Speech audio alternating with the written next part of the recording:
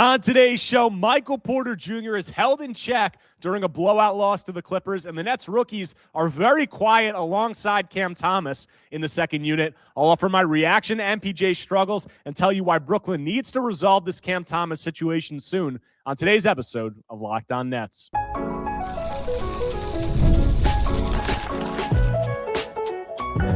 You are Locked On Nets, your daily Brooklyn Nets podcast. Part of the Locked On Podcast Network, your team every day.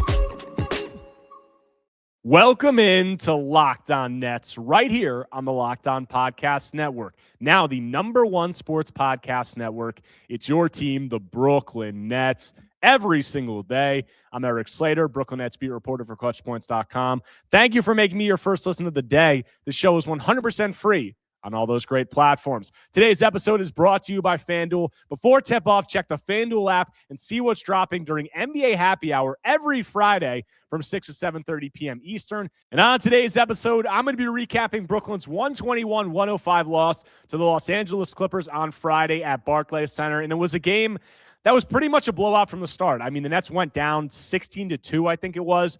Right out of the gate, the Clippers jumped all over them. Kawhi Leonard and James Harden looked great, and the Nets battled for a little bit. They cut it to, I think, 9 at one point in the second half, and then the Clippers opened the lead back up to 20. And the Nets were really never close in this one. And the main reason for that is Michael Porter Jr., the guy who has been their offensive engine, posted his first stinker in a game in a while. You know, we all know that MPJ's been lights out. He's been playing at an all-star level, and he was due for a stinker, and we got it here tonight. MPJ finishes with 18 points, 5 rebounds, 6 assists, 7 of 20 from the field, and 0 of 9 from 3. This was MPJ's first game without a made 3 all season. And as I said, he was due for a stinker. I think the Clippers were doing a good job on him defensively. The Clippers are obviously playing much better basketball as of late, getting a little bit healthier. Kawhi Leonard, obviously healthy and playing at an extremely high level for this team right now. But, you know, they were showing MPJ a lot of pressure. They were blitzing him. They were doubling him. And I think that they did make things difficult for him. But a lot of teams make things difficult for MPJ. And he's been making ridiculous shots consistently for this Nets team. And tonight, the shots just weren't falling. I think that the process wasn't all too dissimilar from a lot of other games. I think the Clippers did a better job than some other teams. But still, he had a lot of looks that he's been making, and he just didn't make them. And despite that, I thought that the process, it was not terrible from MPJ. I think he took some tough shots, but still, he was still moving the ball. He still got the ball where it needed to be a lot of the time. He had 6 assists and 2 turnovers. I think he was making the right plays. The shots just weren't falling, and the Nets really struggled to find anyone else to pick up the slack offensively. I mean, they shot 40 of 100 from the field, 100 shots in this game, and 15 of 47 from 3. So nothing was really falling. And I'd say the only player who really produced at a decent to high level tonight was Jaoor Gman, who, biggest positive from this game, if you're going to take one, a game that was pretty forgettable for the Nets from a positive perspective, Jaoor Gman was the main positive. He finishes with 19 points. That was a team high, 3 assists and 1 turnover, 6 of 13 shooting from the field, and 5 of 10 from 3. And Jaoor, he just continues to produce, man. I mean, the 3-point stroke, it continues to look pure off the dribble, off the catch, deep threes, corner threes, above the break, all of them. It just looks, really pure. And he's shooting close to 40% now as a starter on very, very high volume, 12 3-point attempts per 100 possessions. And, it just continues to be a major positive because that obviously is the driving force. But behind his offensive production right now, that and then him just not turning the ball over that much and being a solid decision maker as a rookie. As I said, 3 assists and 1 turnover in this one. And the thing that I've wanted to see from Jaoor was him trying to get downhill more. I want to see him have a little bit more off the dribble juice, at least try, even if it looks ugly. And outside of the 3-point shooting, which was the main thing that he did in this one, I mean, he was 5 of 10 from 3 and 1 of 3 on 2s. But we did see him try to get downhill a couple of times. There was one take where he actually created an advantage. He got past the initial defender, but then a help defender showed up and he kind of tried an awkward, twisting finish at the rim where he missed it badly. And then he got it back and put it back up and scored a layup. But we see that on the takes to the rim with Jaoor. On the rare occurrence that he actually does go downhill and try to drive, it often looks awkward finishing around the rim. And that's not that surprising because, he's obviously a below the rim player. He's not the most explosive athlete, and he doesn't have that much of a layup package right now. But I think a couple of things need to happen for him to finish at a better level, he's going to need to get more aggressive and try to go downhill, initiate some contact, and finish with some more assertiveness. And that's going to come with strength. Like, the other thing that is just, he needs to get much stronger. Like, he needs to get stronger in order to be able to initiate offense and in order to be able to handle in the pick and roll, which was his main strength at BYU, which has been somewhat neutralized at the NBA level, and to finish at the basket. Like, that strength, that added bulk, that is going to be a huge part of it. But before you can do that, like, that's going to take some time. That's going to be a big offseason focus, obviously. In the games for the remainder of this season, you're going to need to see Jaoor get more aggressive when he's going downhill and try to be more assertive and get downhill at a higher rate. That's going to be a struggle for him, obviously, because he's not a high-level advantage creator right now, but he can try to do it more than he has been. And I said it's going to look awkward because he's a below-the-rim finisher right now. He's slight, doesn't really have like that much craft, but you need to still try to do it. Like, the only way that you're going to get better at it is trying to do it. So I hope that while the three-point shooting has been a major strength and a major positive, I hope that that's a conversation with the Nets coaching staff, and I'm sure it is, that you need to at least try to do these things in order to work through those struggles and get better and be more aggressive on these takes to the rim. We got one that was really aggressive. We got to play in this game where Jaoor caught it looked like he had a catch-and-shoot three-point attempt on the right wing, but he pump-faked it. The defender flew by, as they do a lot because Jaoor's shooting at such a high level, and he had an open lane to the rim. And Brook Lopez, who's one of the biggest and, I'd say most intimidating rim protectors in the league, was sitting there under the basket. And despite that, Jaoor drove straight at him, and he tried to throw down a poster dunk over Brook Lopez, and he got fouled and ended up hitting 2 free throws. And when you see that, that's like, yes, more of that, Jaoor. Like, I know that, as I said, it looks awkward a lot of the time going to the basket, but that, attempt at the rim where he had an open lane and he saw Brook Lopez sitting underneath there, and despite that, he went full tilt downhill and tried to dunk on him. More of that. That's what you want to see from Jaoor Gman, and it was nice to see on that one. And overall, like, the fact that Jaoor is consistently putting up these kinds of performances like tonight, 19, 3-3 with 1 turnover on 6 of 13 shooting, 5 of 10 from 3. That's not becoming like too much of a surprise for Jaoor. Like, 14, 15, 3-3, good efficiency, good 3-point shooting. That's kind of become the standard for him over these last, 8 games, I'd say. And that's really positive. It's really a good sign. And, I think that his ability to produce at this level, despite his limitations as an on-ball creator, and be a positive. I mean, he was a -7 in this one. That was the best of any of the Nets starters. So his ability to do that, despite the limitations that he has right now, I think that is a resounding positive, and it continues to be over an extended sample size right now since he's come into the starting lineup. So really great to see from Jaoor, but we didn't get too many positives from the other Nets rookies in this one who are sharing the floor with Cam Thomas in that second unit. And I've said it, and I'll say it again. The Nets need to figure out what's going on and what they're going to do with Cam Thomas in the second unit, because it doesn't look good right now, and we're not seeing a lot of production out of the rookies. So what did I see from Cam Thomas? How do I think the Nets can approach this, and how is all of this impacting the rookies? I'll get into all that when I continue Locked On Nets after a quick break.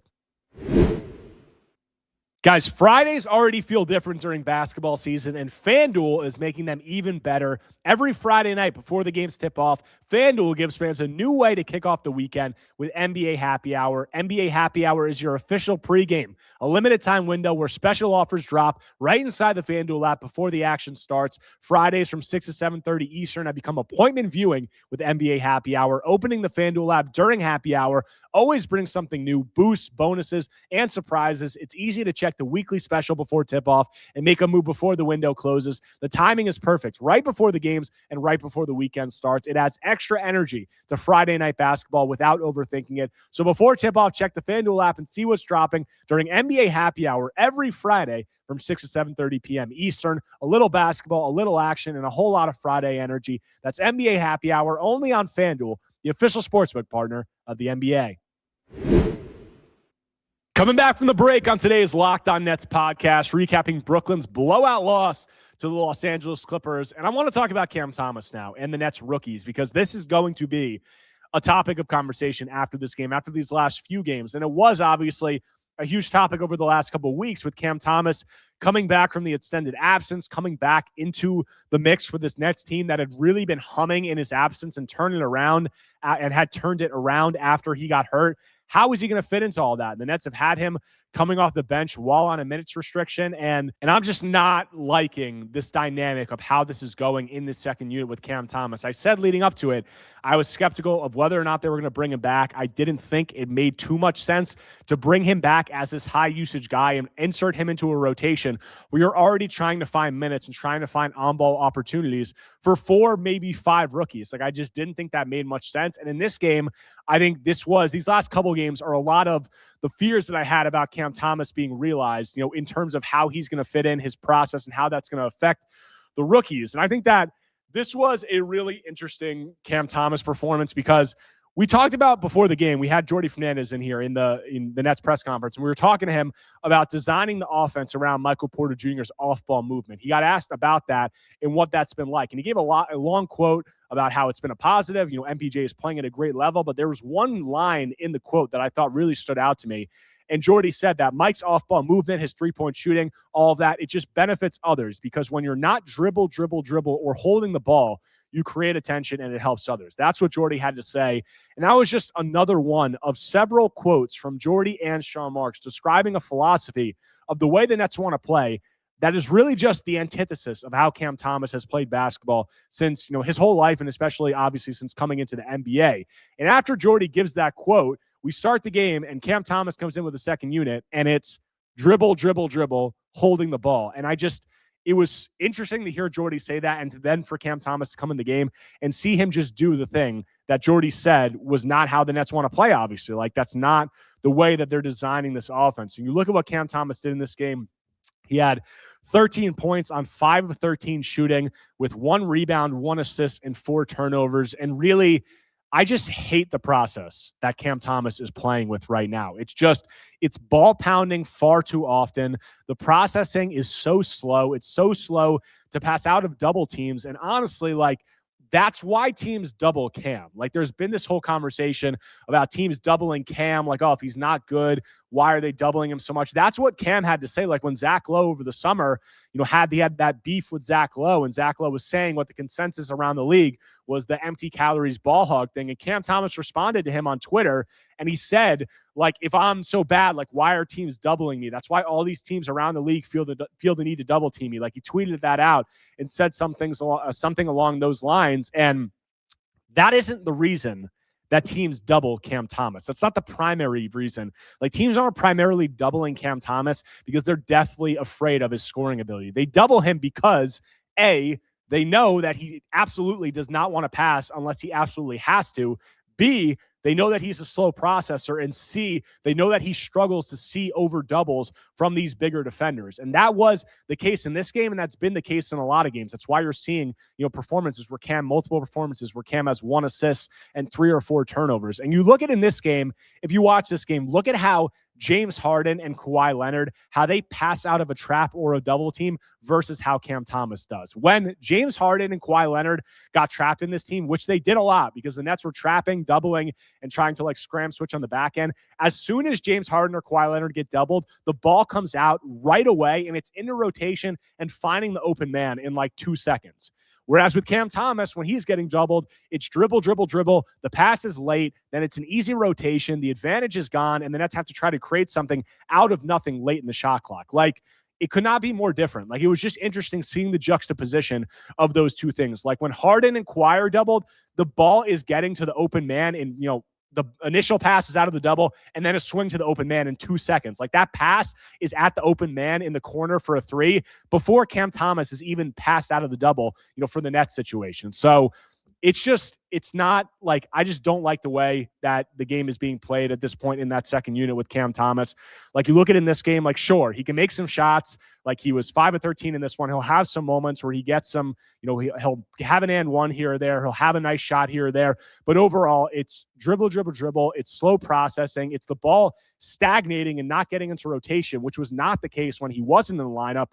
And then it's on defense. He's getting fried on defense, as he usually does. And I honestly think, offensively focusing on it, it's just a disservice to the rookies because their on-ball reps are disappearing with Cam in this second unit. When was the last time, think about it, when was the last time you've seen Drake Powell do anything on the ball? And we are seeing that from him early this season. In this game, Drake Powell only played 14 minutes and he took 2 shots. And part of that's on Drake Powell. Like, he needs to be more assertive, but it's not rocket science. Like, you have all of these guys like, Nolan Shore, Drake Powell, Danny Wolf, especially Danny Wolf, who are getting a lot of on-ball reps, over recent months. And then you bring Cam Thomas in the lineup, a high-usage guy who obviously demands the ball a lot, dribbles the ball a lot, and is not a good passer, doesn't have good vision or good processing. That's not an optimal situation for these Nets rookies. Like, that was my fear when Cam Thomas came back into this rotation, was it was going to be Cam in the second unit alongside 3 Nets rookies, and him pounding the ball, him not getting the ball to them on time or on target, and them just standing around and watching him. And that's a lot of what it was tonight, and it wasn't effective. And a lot of the time it's not effective, and it's not doing anything to bode the development of these Nets rookies, which ultimately in this season, that should be a priority like 1A, like draft position, seeing what you have in some of these veterans that you might move forward with or build the value of, and developing the rookies. Like, those are the main priorities of this season. And just ask yourself, what is Cam Thomas doing to further any of those goals? Because I think it's pretty clear that Cam Thomas is not going to be a long-term piece at this point. And it just bring him in the second unit with these rookies and having him dominate the ball for most of the time and having him not really be a good passer where you're getting the ball out to these guys consistently on the perimeter or anything along those lines and limiting those guys on ball reps. I just think that it's a disservice to those guys. I don't think it makes sense. I think the reason the Nets are doing it is because they have Cam on the roster right now. He's healthy. They probably want to see what they can get for him at the trade deadline. I don't think they're going to get much, but I think like they're probably just going to have to play this out until the trade deadline. I mean, we're like 3 weeks to a month away from the trade deadline, so it's not that much longer. But all these games where you have these guys playing in the second unit, 3 of the rookies alongside Cam Thomas, I just think that it is a disservice to them. And I don't really think it's serving any purpose for their development, and it's not making the Nets better. And, that's kind of how I'm seeing it. Like, I just think Danny Wolf, you're seeing his on-ball reps have just completely gone down the drain since Cam Thomas has come back in the rotation. Nolan will get some, but for the most part, he's standing around watching. And Drake Powell, his minutes and his on-ball opportunities have gone down. So I think the Nets are kind of stuck in this situation until we get to the trade deadline, but I would expect it to be resolved then. But, up until then, like, I think these Nets rookies are going to, their development is going to be hurt by it in the short term. I think it's like a huge deal in the long term, not necessarily because I expect the situation to be resolved soon, but I'm not loving what I see, obviously, with the fit between these rookies and Cam Thomas. But what did we see from some of those rookies on the limited opportunities that they got on the ball when Cam Thomas was out of the game? And some of those things, I'll get into all that when I close out Locked On Nets after a quick break. This episode is brought to you by BetterHelp. As we roll into the new year, there's a lot of pressure to chase a new you. But sometimes it isn't about reinventing yourself. It's about feeling a little less weighed down. Therapy can help you understand what's been holding you back by giving you an outside perspective on your emotions, motivations, and relationships. And that's why BetterHelp can be such a helpful place to start. Their therapists are fully licensed in the U.S. and work under a strict code of conduct. They help match you with a therapist based on your needs and preferences, so you're not doing all that legwork on your own. And if the match isn't the right fit, you can switch to another therapist from their tailored recommendations at any time. BetterHelp has served over 5 million people with more than 30,000 therapists, and live sessions average a 4.9 out of 5 rating across more than 1.7 million client reviews. BetterHelp makes it easy to get matched online with a qualified therapist. Sign up and get 10% off at betterhelp.com/NBA. That's BETTERHELP.com/NBA. Coming back from the break, closing out today's Locked On Nets episode, talking about Brooklyn's blowout loss to the Los Angeles Clippers and touching quickly on what we saw from some of the rookies outside of Jaoor Gman. We didn't see a whole lot because there was a lot of them alongside Cam Thomas in the second unit, but we did have some nice flashes. Like, I think we got a couple of nice sequences from Nolan Troy. Nolan did struggle in this one. I mean, he's been struggling as of late these last few games. Nolan had 5 points, 2 rebounds, 3 assists, 1 turnover. He was 2 of 7 from the field and made his only 3-point attempt. So we saw some struggles, but I did think that we saw some decent flashes from Nolan Troy. Like, we saw him try to get downhill a couple of times. We saw one time he got downhill and he got just completely rejected by Brook Lopez. He tried to challenge him at the rim, and that didn't go too well. But outside of that, like, it was nice to see him try to get downhill, try to challenge somebody at the rim, try to use that speed. We saw a transition take at the end of the game when Cam Thomas was out, where he was handling the ball a little bit more, got downhill at a nice finish at the basket. I think the nicest flash that we saw from him was just like a quick 2-possession burst where Nolan got the ball. He was handling the pick and roll. He dribbled to the right.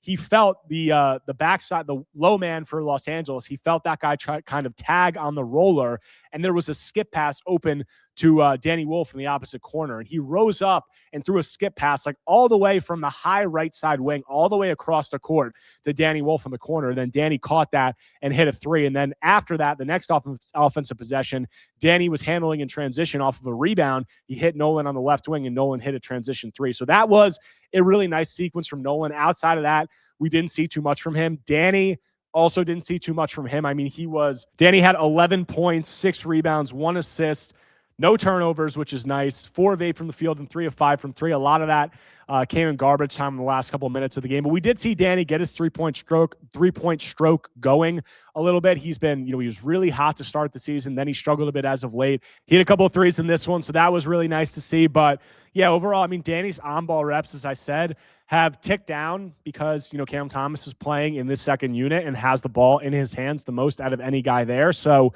you'd like to see Danny get a little bit involved more on the ball. But I think, while Cam Thomas is playing, he's going to be, kind of camped out in the corner doing a lot more of that stuff. But hopefully they can find a way to get him some more on-ball opportunities. And outside of that, I mean, Drake Powell, as I said in this one, he played 14 minutes, no points. He had 1 rebound, 1 assist. Was 0 of 2 from the field. So we didn't see too much from Drake, and we haven't seen too much from Drake as of late. And I hope that he's able to get a little bit more involved. I think I'd like to see the minutes be a little bit higher than 14, especially during a blowout loss like this. But, Cam Thomas, I think, is taking some of those minutes, and he's obviously taking a lot of the shot opportunities. But still, you'd like to see, Drake assert himself a little bit more. In 14 minutes, you'd like to see more than 2 shots. So it's been quiet from Drake as of late, but I hope that, it starts to tick up and you start to see him get a little bit more involved. That's all I got for you guys on today's episode of Locked On Nets. If you guys do not already, make sure to subscribe to Locked On Nets on YouTube and wherever you get your podcasts, whether Apple Podcasts or Spotify. If you enjoy the content, take a second right now, smash that like button, leave a comment, leave a 5-star review.